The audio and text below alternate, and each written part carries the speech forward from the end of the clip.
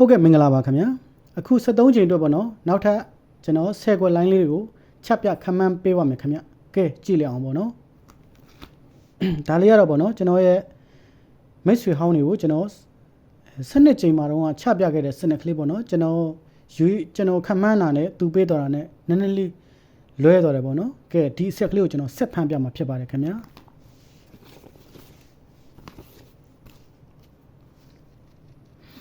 သူကတော့နီးကကတ်ရဲ့ line လေးပေါ့နော်စီနီယံဖြစ်ချင်းလေးနဲ့သွားမယ်ကြည့်မယ်ဟောဒီမှာတဲ့ရှီပေါင်း6တဲ့ဟောဒီမှာရှီပေါင်းခွင်တဲ့ဟုတ်ပြီနော်ဒီမှာတုံညနဲ့ခွင်နဲ့တုံညနဲ့ဟောဒီမှာရှီပေါင်း8တဲ့ပြ6နဲ့2နဲ့ဟုတ်ပြီနော်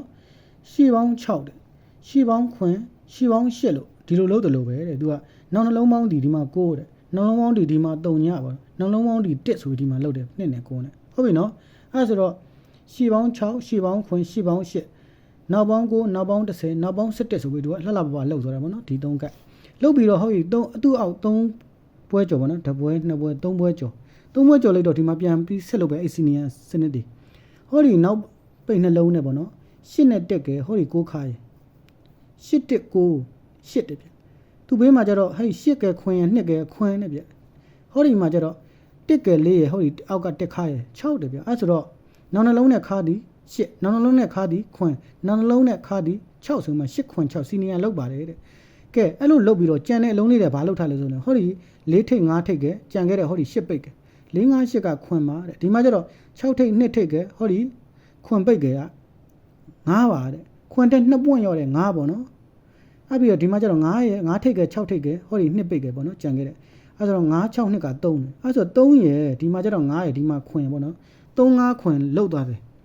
စီနီယံလေးကြီးပဲနော်3 5ခွင်မစီနီယံပေါ့နော်ဒါကတော့နောက်နှလုံးနဲ့ခါသည်8နောက်နှလုံးနဲ့ခါသည်ခွင်နောက်နှလုံးနဲ့ခါသည်6ဆိုတော့8ခွင်6စီနီယံမစီနီယံနဲ့ရိုးစီနီယံလောက်သွားတယ်ဒီမှာလည်းလောက်တယ်နော်အဲ့ဆိုကျွန်တော်3ပွဲကျော်တစ်ပွဲ2ပွဲ3ပွဲကျော်လိုက်ပြီ3ပွဲကျော်တော့ကျွန်တော်တို့ကဟုတ်ပြီနော်အဲ့ဆိုတော့ကျွန်တော်တို့ကဒီမှာတစ်ပွဲ2ပွဲ3ပွဲကျော်လိုက်တော့ဒီမှာကျွန်တော်တို့ဒီချိန်12ချိန်ကိုဖမ်းတာပေါ့နော်အဲ့ဆိုဒီမှာသူဆက်လုံးမဲ့ဟာဖမ်းတော့သူကဘာလို့လောက်ထားလဲဆိုလို့ရှိရင်တဲ့ကျွန်တော်တို့ကဒီမှာ3ညခါဟောဒီမှာ9ခါဒီမှာကျတော့10ခါတယ်ဗျအဲ့ဆိုတော့10ခါ9ခါ3ညခါဒီစီနီယံအလုပ်လုပ်တယ်ပေါ့နော်အလုပ်လုပ်တဲ့တော့ကျွန်တော်အဲ့ကောင်တွေပဲပြန်ဖြေတဲ့စနစ်နဲ့ကျွန်တော်ကင်သွားတယ်ဘယ်လိုကင်လဲဆိုရင်ဟောဒီ3ညခါကြောင့်ဒီ9ထိပ်နဲ့နောက်နှလုံးဟောဒီအောက်ကထိပ်နှလုံး9နဲ့ပေါ့နော်ဟောဒီ9ထိပ်နဲ့နှလုံးထိပ်နှလုံး9နဲ့3ညပေါ့နော်ဒီ3ညခါကြောင့်ဒီမှာလဲဟောဒီ9ခါကြောင့်3ထိပ်နဲ့10နှလုံး6နဲ့ဒီမှာနော်3ထိပ်နဲ့10နှလုံး6နဲ့9ပေါ့နော်ဟောဒီ9ခါကြောင့်ဟောဒီ10ခါကြောင့်1ထိပ်နဲ့10နှလုံးခွင်နဲ့10ဆိုမှကျွန်တော်တို့ခေါ်ခဲ့တာပေါ့နော်ကဲအပိတ်ကတော့လှလှပေါ်ရတယ်နောက်နှလုံးနဲ့ဟောဒီ3ပိတ်နဲ့နောက်နှလုံးတော့နော်3ည4 3ဆိုတော့ခွင်ပုံလေးကဒါဒီမှာ9ရဲ့2ကဲဒီမှာ6ပိတ်ကခွင်ဒီမှာကျတော့8ကဲ4ရဲ့5ရဲ့ခွင်ဆိုမှကျွန်တော်5ပိတ်နဲ့10နှလုံးခွင်5ပိတ်နဲ့10နှလုံးခွင်ကျွန်တော်လည်း2ပိတ်ကင်ထားပြီးအဲ့နေရာမှာဖမ်းပြခဲ့တာ3 4 5ပေါ့နော်ဘာကြောင့်3 4 5ဖမ်းတယ်လဲဆိုလို့ရှိရင်တော့ဟောဒီမှာပေါ့နော်ဒီနေရာမှာ3ထိပ်ကင်တဲ့အကြောင်းဒီနေရာမှာခွားရှစ်တွေပဲကစားတာခွားရှစ်ဖြစ်ဖို့တဲ့3ထိပ်ပေါ့နော်ဟောဒီ4ခါကလည်းသူကဒီနေရာမှာစကားတာ9ရဲ့ဒီဘူးရှိပေါ့နော်9ရဲ့3ညရဲ့4ရဲ့9 3ရဲ့2ကဲဟောဒီ4ခါရဲ့3ရဲ့2ပိတ်ကဲ4ခါရဲ့9ဒီမှာလဲ1ထိပ်4ပိတ်4ခါမှာ9ဆိုမှကျွန်တော်ကကင်ထားတာပေါ့နော်အဲ့ဒါတော့3ထိပ်နဲ့4ခါ5ပိတ်3 4 5ဆိုတဲ့တကောကောင်းကိုကျွန်တော်ချပြခဲ့တာသို့တော်လဲသူပေးတော်တာကအဲ့စနစ်ဒီမှာပေးဘဲနဲ့ဘလို့လှည့်သွားလဲဆိုလို့ရှိရင်ပေါ့နော်ဒီ3ည9 8တွေကိုမဖြေဘဲနဲ့ဟောဒီ4ပိတ်နဲ့10နှလုံး9နဲ့9တဲ့ဗျဟုတ်ပြီနော်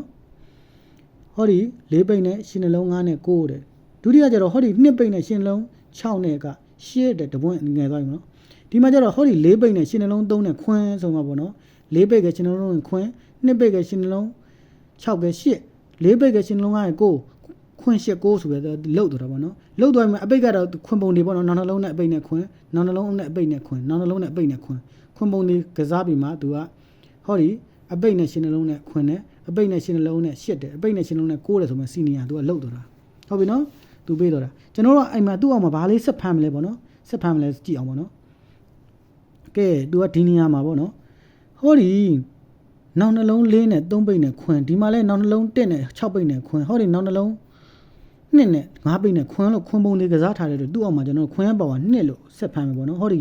3ပိတ်နဲ့8နဲ့နောက်နှလုံး9နဲ့ဒီမှာနော်3ပိတ်နဲ့နောက်နှလုံး9နဲ့က2ဒီခွင်ကြောင်းမဟုတ်ဘူးနော်3ည4 3ခွင်ကြောင်း3ရဲ့ 3ရ6ကဲနှစ်ခွင်ပါပါဒီမှာလဲ9နှစ်6ဒီခွင်မို့ဟောဒီ6ပိတ်နဲ့နှလုံး6နဲ့ဒီပေါ့နော်နှစ်က4ရ6နဲ့4ဒီနှစ်ခွင်ပါပါနှစ်ဒီမှာလဲ8က4ရ9ရခွင်မို့ခွင်ပါပါနှစ်လို့ဖြစ်ဖို့အတွက်ကျွန်တော်တို့က9ပိတ်နဲ့နှလုံးခွင်ဟုတ်ပြီနော်နောက်ပေါင်းခွင်ရပြီပေါ့နော်နောက်ပေါင်းခွင်ရပြီကဲရှီပေါင်းကိုတော့ဘာထက်ကစားမယ်လဲဆိုရင်ဒီမှာပေါ့နော်ရှီပေါင်း6ရှီပေါင်း5ရှီပေါင်း4လို့ကစားမယ်ဘာကြောင့်လဲဆိုရင်ဒီနေရာမှာပေါ့နော်4ပိတ်နဲ့ရှီနှလုံးနဲ့9လို့ကစားတယ်လို့နောက်နှလုံးနဲ့အပိတ်နဲ့ခွင်9ခွင်လို့ဒီမှာကစားတဲ့အတွက်ရှီ9ခွင်နဲ့ကစားထားတဲ့အတွက်9နဲ့ခွင်နဲ့ပေါင်းချင်း6မို့ရှီပေါင်း6ဒီမှာလဲဒီမှာတော့အပိတ်နဲ့ရှီနှလုံးနဲ့က8ကဲဟောဒီခွင်ဖြစ်ချင်းနဲ့8ခွင်ဖြစ်ချင်းဆိုတော့8နဲ့ခွင်နဲ့9မို့9ဒီမှာကဟောဒီခွင်နဲ့ဒီမှာလဲခွင်ပဲပေါ့နော်ဒီမှာ4 9လေးကလည်းခွင်8 4 5လည်းခွင်ခွင်နှလုံးခွင်ဖြစ်ချင်းနှလုံးကစားထားတဲ့ခွင်နှလုံးဒီ4ပေါ့နော်အဲ့ဒါဆိုရှီပေါင်း4နဲ့နောက်ပေါင်းခွင်ဒီစနစ်ကိုကျွန်တော်တို့ကင်မယ်ပေါ့နော်အဲ့မှာပဲကျွန်တော်တို့ကဒီမှာဒီစီနီယာတိုင်းရှီပေါင်း4ရှီပေါင်း5ရှီပေါင်း6လို့ကစားရတယ်လို့ဒီမှာဟောဒီခွင်ဖြစ်ချင်း3ကရတဲ့ခွင်ရပါပါအပိတ်နဲ့နောက်နှလုံးနဲ့နှစ်ဟောဒီခွင်ရပါပါအပိတ်နဲ့နောက်နှလုံးနဲ့နှစ်ဟောဒီ8 4 5ခွင်မို့အပိတ်နဲ့နောက်နှလုံးနဲ့နှစ်ဖြစ်တဲ့တော့နောက်ပေါင်းခွင်ဟုတ်ပြီနော်အဲ့ဒါရှီပေါင်း4နဲ့နောက်ပေါင်းခွင်ဆိုတဲ့စနစ်ပေါ့နော်10ကိုလိုင်းကိုရတယ်ပေါ့နော်ဟောဒီ10ကိုလိုင်းရှီပေါင်း4နောက်ပေါင်းခွင်ဆိုတော့ဒီ10ကိုလိုင်းမှာခင်ဗျဟုတ်ပြီနော်73ချိန်အတွက်ဒါလေးကိုကျွန်တော်အနေနဲ့ချက်ပြခံမှန်းပေးတာပေါ့နော်ဒီတွေကနေလဲကျွန်တော်ရဲ့မိတ်ဆွေကိုဒီတွေကတကွက်လောက်ကျွန်တော်ခံမှန်းပေးပါမယ်ခင်ဗျဟုတ်ပြီနော်လိုင်းမော်မိတ်ဆွေများတော့ကျွန်တော်ဒီ73ချိန်မှာဗရိတ် site စနစ်တွေကိုကျွန်တော်မတင်တော့ပါဘူးခင်ဗျဘာကြောင့်လဲဆိုကျွန်တော်10ကိုလိုင်းလေးတွေပဲချပြမယ်ပေါ့နော်ဗရိတ် site စနစ်ချပြမယ်ဆိုရင်လို့ရှိရင်အကွက်100လိုင်းကြီးပေါ့နော်ကျွန်တော်အဲ့ဒါကြတော့များလို့နေဒီဟာကြတော့ကျွန်တော်10ကိုလိုင်းကမိတ်ဆွေများလိုက်ထိုးနေတယ်ပေါ့နော်ကိုကနေအပိတ်ဒီခါးတွေထိတ်တွေဗရိတ်တွေပိုင်းနေဆိုလဲတကွက်ကောင်းဆော်လို့ရပါပေါ့နော်အဲ့ဆိုတော့ကျွန်တော်အနေနဲ့ဒါစဉ်းစားရှေ့ထားပြီးမှာပေါ့နော်မိတ်ဆွေများလည်းပေါက်ကြပါသေးပေါ့နော်ဆိုရက်စေနာဆန္ဒနဲ့ကျွန်တော်ချက်ပြခံမှန်းပေးတာဖြစ်ပါတယ်ခင်ဗျာဟုတ်ကဲ့အားလုံးပဲကံကောင်းနေကြပါစေခင်ဗျာ